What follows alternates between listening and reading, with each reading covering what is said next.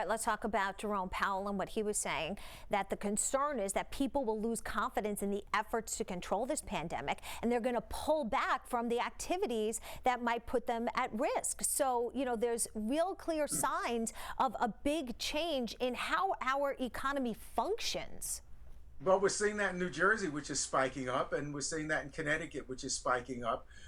New York has a smaller spike, but it's happening, and in other areas of the country where they have felt that the pandemic was a hoax, or wearing masks and social distancing was silly, those are the areas which are spiking up dramatically and causing this increase in unemployment. So I think we have to go back to to science driven.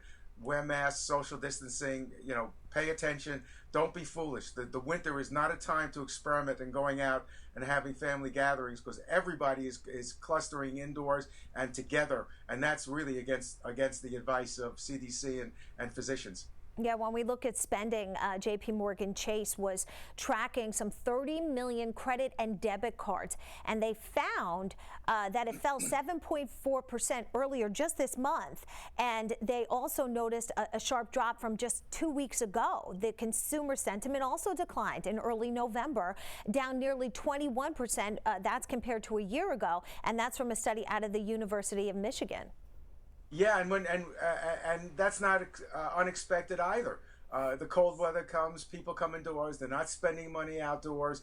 It doesn't help that government has said, let's forget about Thanksgiving, because that's a big spending area.